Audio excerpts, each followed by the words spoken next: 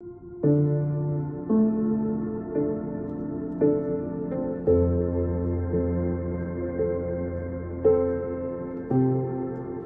tal, hermanos? Bienvenidos a nuestro repaso de la lección semanal aquí desde la Iglesia Central de Tuxtla Gutiérrez. Es un gusto poder saludarlos y poder iniciar un nuevo ciclo de estudio de nuestra lección en este nuevo año, el primer trimestre del 2025. Un gusto saludarlos a todos. Bienvenido, Cristian. Gracias, Johnny. Feliz año también para ti. Feliz año a todos los hermanos que nos escuchan. Y estamos con la lección 1 del primer trimestre del 2025. Dios ama de pura gracia. Así es, así que los invitamos a que puedan quedarse con nosotros para poder hacer este repaso de nuestra lección, este comentario, y podamos ir juntos conociendo lo que el autor de la lección tiene para nosotros de lo que podemos encontrar en la Biblia. Durante este trimestre vamos a hablar acerca del amor de Dios, ese amor infinito, inconmensurable, que quizá no entendemos, pero que vamos a explorarlo a través de la palabra de Dios. El versículo de memoria de la semana está en Oseas 14:4. Yo sanaré su rebelión, los amaré de pura gracia, porque mi furor se apartó de ellos. Durante este trimestre, como bien lo dijimos hace un momento, vamos a explorar el amor de Dios, y en esta lección vamos a explorar algunas preguntas en específico. Si bien es cierto que quizá nuestra mente no pueda comprender el amor de Dios porque es muy difícil que nosotros amemos de la misma manera, pero sí la Biblia nos da indicios de cómo podemos nosotros conocer ese amor de Dios. Entonces nuestro estudio lo vamos a basar de la siguiente manera. Número 1, nos vamos a preguntar, ¿se puede medir el amor de Dios? Vamos a descubrir qué nos dice la Biblia y en diferentes partes trataremos de encontrar la respuesta. Segunda pregunta, ¿necesita Dios demostrar y recibir amor? ¿Acaso nos creó porque necesitaba sentirse querido por nosotros, por criaturas suyas? Y número 3, ¿se puede rechazar el amor de Dios? Yo creo que hasta ahora por lo menos 2 respuestas las tenemos súper claras. Pero en este comentario vamos a ir descubriendo cada una de ellas con base bíblica, con un escrito está. Así es, y precisamente a veces cuando hablamos del amor de Dios damos por hecho muchas cosas o asumimos muchas cuestiones que a lo mejor hemos escuchado, pero que nunca hemos explorado o quizá a lo mejor no hemos entendido por completo. Hay gente en el mundo quizá que no comprende cómo es que un Dios puede amar tanto a una creación y que esa creación no necesita dar nada a cambio. Quizá para el ser humano es algo incomprensible porque nosotros como seres caídos pues siempre buscamos una recompensa para lo que hacemos o siempre buscamos una respuesta a lo que nosotros hacemos. Si hacemos bien, queremos que nos hagan bien. Si hacemos mal, quizá esperamos que nos hagan mal. Es algo muy humano, pero vamos a explorar precisamente el amor de Dios. Y para eso vamos a encontrar en la Biblia muchos ejemplos, y en la lección estoy explorando el ejemplo del pueblo de Israel, un amor más allá de lo esperable. Y precisamente en la Biblia encontramos en Éxodo 33:19 que dice: y le respondió, hablando de Dios, respondiéndole a Moisés: yo haré pasar todo mi bien delante de tu rostro y proclamaré el nombre de Jehová delante de ti, y tendré misericordia del que tendré misericordia y seré clemente para con el que seré clemente. En este pasaje de Éxodo encontramos la escena del pueblo de Israel. Cuando recién les acababan de entregar Dios a Moisés las tablas de piedra, pero los encuentra en una escena de idolatría. Y si hay unas cosas de las que el Señor más aborrece es la idolatría, porque nuestro Dios es celoso y Él procura que nosotros, sus criaturas, si vamos a demostrar amor, vamos a ser agradecidos, sea solamente a Él. Entonces, esta escena hace que Moisés rompa las tablas de piedra, lo que provoca que más adelante tenga que nuevamente presentarse delante de Dios para que pueda darle unas nuevas tablas de piedra escrito con su dedo. Pero cuando esto sucede, tiene un diálogo Moisés con Dios. Y Moisés está interviniendo por el pueblo en favor, porque esta escena de idolatría acaba de pasar. Y el Señor le da una oportunidad inmejorable. Yo creo que a todos nosotros envidiaríamos esa oportunidad. Pero el Señor le dice tal cual, como tú lo leíste: yo soy clemente con quien yo quiero. Pero no quiere decir que Dios es arbitrario. Así es, precisamente hay quienes pueden leer este versículo que está en Éxodo 33:19 y se podría quizá interpretar como que Dios ama a quien Él quisiera o que es arbitrario o que a lo mejor selecciona. Pero como bien comentabas, Cristian, hay todo un contexto en la historia. No podemos leer nada más ese versículo, sino todo lo que había pasado. Recién Dios había sacado al pueblo de Israel de Egipto, les estaba dando su ley, estaba escogiéndolos y los encuentran en una escena de idolatría. Entonces todo este contexto hace pues que de alguna manera también Dios reaccione y entonces Moisés intercede por el pueblo. Entonces él está diciendo, yo soy clemente no porque lo merezcan, yo no soy clemente porque ustedes se lo ganen, soy clemente con quien yo quiero ser clemente y ustedes son mi pueblo escogido. Entonces es este diálogo, es un amor que va más allá de lo que nosotros pudiéramos esperar y precisamente en esta situación Dios le demuestra su amor al pueblo de Israel. Si leemos toda la historia del pueblo de Israel, el pueblo no se merecía y nunca se ganó, por así decirlo, el amor o el favor de Dios. Es Dios siendo amoroso con un pueblo que no se lo merece, como nosotros hoy en día. Ahora yo en el lugar de Moisés, en lugar de que tener un pensamiento como el que mencionamos, de que es un Dios arbitrario, me hubiese sentido halagado, porque me está diciendo que es clemente con nosotros, con el pueblo de Israel, no lo merecía, pero era clemente con ellos porque los quería, porque Él los había seleccionado. Y dentro de esa escena, el Señor le deja ver su gloria a Moisés y le dice, ¿sabes qué? Te voy a mostrar mi gloria, pero como no puedes soportar ver mi rostro, yo voy a pasar y te voy a dejar que me veas por lo menos la espalda y toda mi gloria. Y Dios dejó, como dice el versículo, es clemente con quien es clemente y misericordioso con quien Él quiere. Había seleccionado a ese pueblo, lo amaba y por eso le permitía esos privilegios como el que pudo vivir Moisés. Si nosotros quizás estuviéramos a cargo del pueblo de Israel, ¿cómo hubiéramos respondido ante cada una de las veces que cayó el pueblo en idolatría, en rebelión, en actitudes que no eran las correspondientes? Dios, a pesar de todo esto, seguía amando a su pueblo. Y si nosotros nos ponemos en el lugar del pueblo de Israel, ¿cuántas veces quizá no hemos decepcionado a Dios? O quizá cuántas veces no hemos estado a la altura del amor que Dios nos da. Y sin embargo, Dios está ahí amándonos constantemente. Y esto nos lleva al siguiente punto, una entrega completa, porque no hay mayor expresión de amor que dar la vida por alguien más. Y eso es lo más difícil. Quizás el contexto más cercano que pudiésemos tener es al momento que experimentamos ser padres y vemos a nuestros hijos y entonces decimos, por mi hijo doy todo.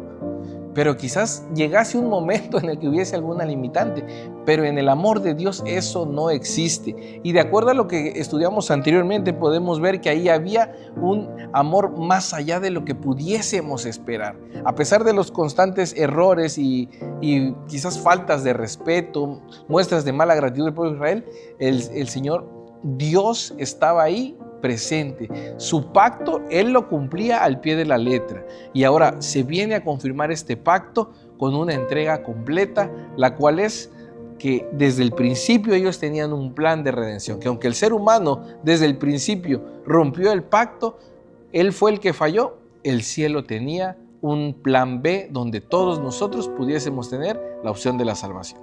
Quizá la opción más sencilla o más simple desde nuestra perspectiva al momento de la caída del ser humano hubiera sido destruir todo y empezar de nuevo. No le hubiera costado nada a Dios, que es todopoderoso, no hubiera pasado más allá de simplemente chistar los dedos quizá y volver a empezar nuevamente una creación, un mundo nuevo, no, etc. Y el jardín estaba completamente nuevo, si podemos verlo. Todas así. Las cosas estaban bien, era simplemente el ser humano, su creación, la que había caído. Sin embargo, Dios preparó todo un plan de salvación y de redención para que su creación pudiera obtener el perdón de los pecados. Y es en la cruz donde nosotros podemos ver esa expresión de amor. Como bien dices, a lo mejor lo más común es que un padre dé la vida por su hijo. ¿Cuántos padres no alzarían la mano y darían la vida por ellos? Pero, ¿y si te preguntaran, ¿darías la vida por ese que te está insultando? ¿O darías la vida por aquella persona que está hablando mal de ti? ¿O darías la vida por aquella persona que es rebelde contigo o que no te demuestra gratitud, ni siquiera amor, solamente gratitud? Es precisamente lo que hizo Dios, dar la vida no solamente por aquellos que creían en Él, sino por toda la humanidad, los que habían nacido antes de que naciera Jesús y los que nacieron después de Jesús. Es decir, es un don gratuito para todos, es un amor inmenso. Ahora entonces, contestando la pregunta, ¿se puede medir el amor de Dios? Pues yo creo que no. Nosotros como seres humanos estamos acostumbrados a clasificar y medir todo. Y de alguna manera medimos el amor de un amigo, el amor de una pareja, y decimos que el más grande amor quizás es el de los padres a los hijos porque es el que soporta más cosas, por así decirlo. No nos podemos divorciar de nuestros hijos de alguna manera. En la pareja a lo mejor sí puede suceder esto, pero los padres aman sin recibir nada a cambio. Pero Dios tiene un amor que va más allá de lo que esperamos, que es más grande, que realmente no podemos medir de ninguna manera, porque a pesar de todas las veces que nosotros podamos caer, Dios siempre va a estar ahí para perdonarnos y para amarnos. Amén. Y qué bueno que no podemos medirlo, porque si pudiéramos medirlo, capaz encontraríamos la forma de echarlo a perder o de hacer las cosas aún peor.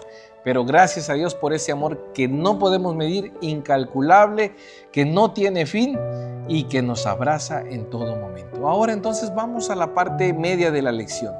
¿Se puede o Dios necesita mostrar y recibir amor? Esa es una pregunta muy interesante, porque si nosotros pensáramos quizá que Dios necesita recibir amor, entonces la respuesta a la creación sería precisamente eso, crear seres pensantes que pudieran darle amor o darle una adoración precisamente a su propio creador. Y es lo que muchas veces hay personas que en el mundo critican de alguna manera a Dios por esto. Y ellos creen de alguna manera que Dios nos creó para que nosotros le sirviéramos. Sin embargo, no estamos obligados a dar ese amor. No es una obligación de nosotros, es una respuesta a lo que Dios hace con nosotros. Es un amor de pura gracia. Exacto.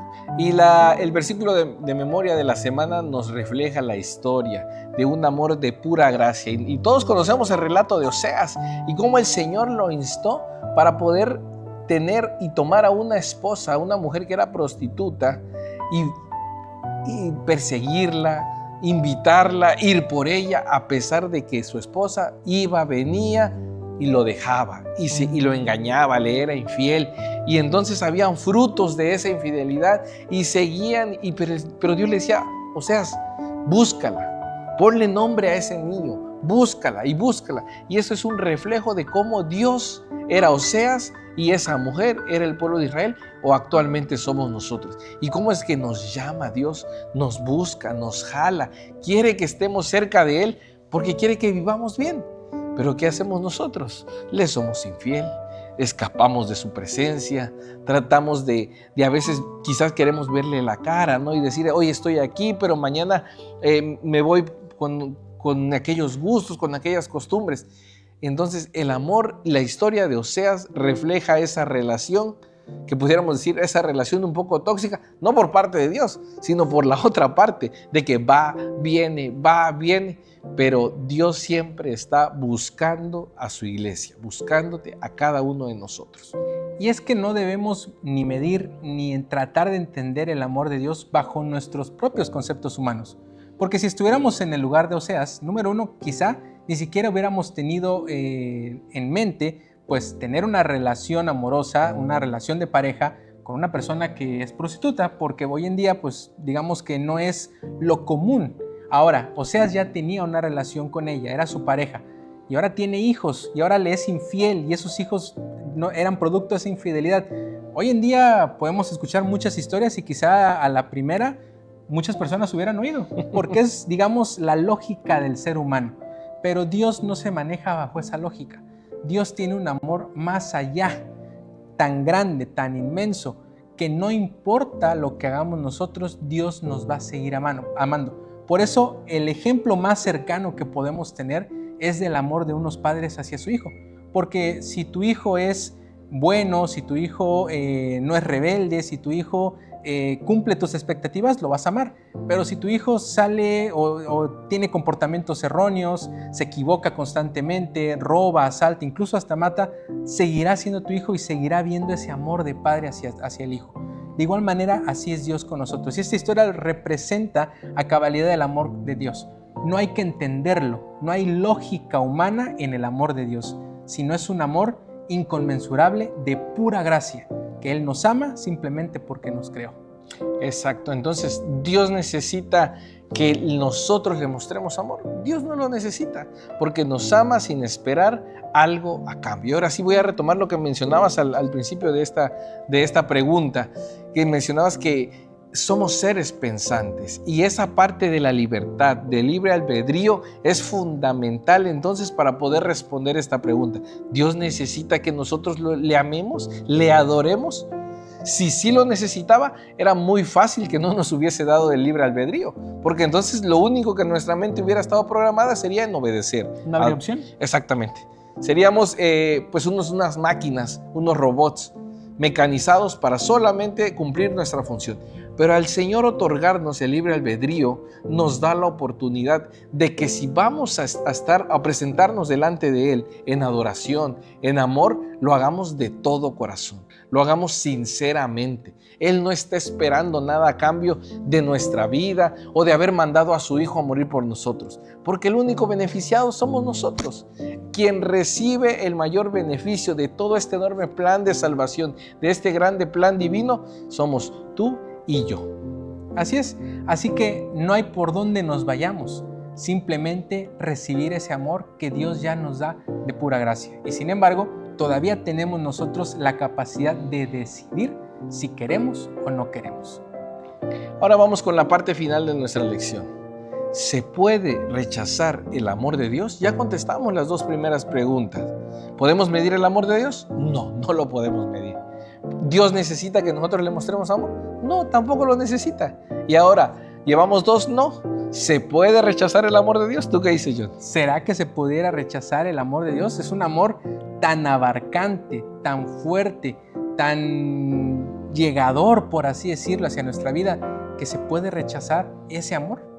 En Mateo 22:14 dice lo siguiente: porque muchos son llamados y pocos los escogidos. Porque Jesús murió por todo el mundo, pero pocos son los que van a aprovechar esa oportunidad. Entonces, con este versículo, ¿se puede rechazar el amor de Dios?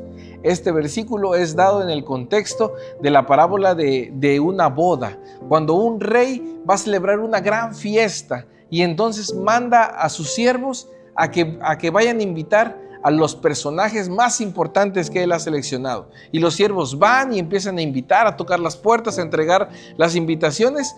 Pero ¿qué pasa? Esas personas que habían invitado dicen: ¿sabes qué? Tengo un compromiso. ¿Sabes qué? Tengo otro asunto familiar. Estoy ocupado, no puedo. Inclusive algunos fueron más allá y la parábola dice que hasta golpearon y echaron mano de los siervos de este rey. Cuando regresan estos siervos y le dicen: ¿sabes qué, Señor? Tus invitados no quieren venir a la fiesta. Por ahí otro siervo le dice: ¿sabes qué? Pero ya todo está listo. ¿Qué hacemos, Señor? Ellos no quisieron, pero la fiesta ya está lista. El banquete, las mesas, todo está listo. Y la indicación que da este rey es sorprendente, porque dice: bueno, entonces salgan a los caminos, vayan a las veredas, vayan a las ciudades y a todo aquel que encuentren, tráiganlo. Con esta indicación yo entendería que cualquier persona es apta para estar en esa fiesta, que no hay ningún requisito especial. Ni código de vestimenta, Exacto, ni invitación previa. Porque salieron a la calle a diestra y siniestra a invitar a la gente. Pero el pasaje nos muestra una escena también importante, que cuando ya estaba la celebración, cuando todas esas personas que invitaron de último momento aceptaron la invitación, de repente aparece una persona sin vestidos de fiesta, de boda, no se preparó pues.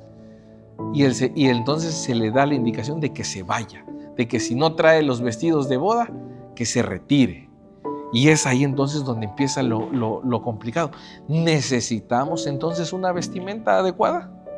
Esa es una de las preguntas que nosotros también debemos hacernos. En esta parábola podemos entender de alguna manera este versículo, sobre todo este en el que se menciona que muchos son los llamados y pocos los escogidos. Hay personas que lo interpretan quizá como que Dios selecciona quiénes son los que van a entrar a esa fiesta. Sin embargo, cuando leemos con más detenimiento y entendemos las palabras de lo que dice este evangelio y este versículo en específico, nos indica que muchos son aquellos a los que se les invita. Se da voces a todos aquellos para que puedan llegar a la fiesta. No hay un número para que puedan llegar, un límite para que puedan llegar a la fiesta, pero son pocos los que responden a ese llamado. Lo importante en esta parábola es cómo respondemos a ese llamado que se nos está haciendo. Agregando un poquito a lo que estabas diciendo de que Dios pudiera seleccionar, también podemos entender que esos invitados a los que llegó primeramente la invitación es porque ya había una relación con este rey. Es ahí donde nosotros podemos caer en el peligro de ya conocer, de ya tener una relación con Dios, pero de última hora rechazar esa invitación. Y esta invitación, esta parábola, es el reflejo de la salvación. Es decir, todos somos llamados a la salvación, todos podemos acceder a la salvación. Sin embargo, hay algunos que ya tenían la invitación en la mano, como en la parábola. Es decir, aquellos que quizá ya conocemos de la Biblia, que ya hemos escuchado la palabra de Dios, que quizá ya hemos avanzado un poco más en el estudio y ya conocemos a Dios. Si nosotros, que ya fuimos invitados, que ya conocemos, que ya sabemos, queremos llegar nada más así como así, reclamando quizá un lugar, las puertas no van a estar abiertas de esa manera. ¿Por qué? Porque ya sabemos y conocemos. Las personas que fueron llamadas de último momento y aceptaron el llamado en esa situación, entonces lograron entrar a las puertas. Es decir, quienes estudiamos la palabra de Dios, quienes conocemos y nos relacionamos con Él, tenemos también un poco más de responsabilidad con respecto a nuestra respuesta de si aceptamos o rechazamos el llamado de Dios. Por eso es importante que no solamente estudiemos, sino que permanezcamos en Dios, permanezcamos en su palabra, para que constantemente estemos recibiendo esa invitación y aceptando esa invitación, y sobre todo preparándonos para que cuando venga ese momento de gloria en el que Jesús vuelva a la tierra, no nos agarre de sorpresa, sino al contrario, estemos preparados para poder entrar en la fiesta y en el banquete celestial. Queridos amigos y hermanos, puede ser que todavía en este momento no hayamos recibido la invitación, pero si estamos escuchando y estudiando esto, esta es la invitación. Pero hay algo muy importante que debemos tener. El Señor nos invita a su fiesta, a su celebración, y nos da unas nuevas vestiduras. Esto quiere decir que las vestiduras que tenemos actualmente no nos sirven para esa fiesta. Debemos dejarlas, debemos dejar todo eso atrás y recibir las vestiduras que el Señor nos quiere dar. Porque con esas vestiduras es el único requisito que necesitamos para disfrutar de ese gran banquete, de esa gran fiesta, de esa gran celebración. Dios quiere que nadie se quede. Dios nos ha enviado también a nosotros a salir y a buscar a toda la gente allá afuera, sin importar quiénes sean, cómo estén, y darles esa invitación. Así que aquí hay una doble responsabilidad: aceptar esa invitación, pero también salir e invitar a más personas lo más que podamos. Así es, por eso es importante que cada uno de nosotros, que ya conocemos de la palabra de Dios, vayamos y le digamos a otras personas, porque si Dios no quiere que nadie se quede, de igual manera nosotros debemos cumplir ese mismo mandato para que nadie se quede, que todos estén enterados, que todos puedan tener la oportunidad de recibir esa invitación y decidir si quieren ir o si se van a quedar fuera de esta fiesta. Ha sido un hermoso estudio el que hemos tenido y hemos entendido entonces con esta parte final que se puede rechazar el amor de Dios. Desgraciadamente sí podemos hacerlo. Esta es la única pregunta que tiene una afirmación como respuesta. Sí podemos rechazar el amor de Dios. Y ojalá que no seamos ninguno de nosotros, que no seamos de esas personas que maltrata al mensajero, que está ocupado, que tiene algo más importante que hacer. Lo más importante para nosotros debe ser prepararnos para esa gran fiesta espiritual, para esa gran vida eterna que el Señor, todo el cielo, ha preparado para cada uno de nosotros. La mesa está puesta, solamente faltan los invitados. Y tú y yo estamos invitados a esa fiesta. ¿Cuál va a ser nuestra respuesta a la invitación? Esta semana la lección está muy interesante porque nos está invitando a analizar el amor de Dios. Y durante este trimestre vamos a ir explorando las características del amor de Dios, que está fuera de todo lo que conocemos, para que podamos entender, aunque sea un poco, el amor que Él tiene por cada uno de nosotros. ¿Qué mejor manera de iniciar el año que con una lección así, donde nos insta a estudiar el amor de Dios? Yo creo que es la mejor manera para motivarnos a tener un estudio diario, una relación personal con Dios. Johnny, te agradezco el que iniciemos el año de esta forma. Los invitamos, hermanos, a que un año más nos propongamos estudiar nuestra lección cada día y que podamos comentar, escríbanos con toda la confianza del mundo, alguna solicitud, un pedido de oración. Estamos para servirles. Así es, así que por aquí nos vamos a estar viendo cada semana. Esperamos sus comentarios y deseamos que cada uno de ustedes tenga un excelente año de victorias espirituales y sobre todo que Dios more en la vida de cada uno de ustedes. Que Dios les bendiga.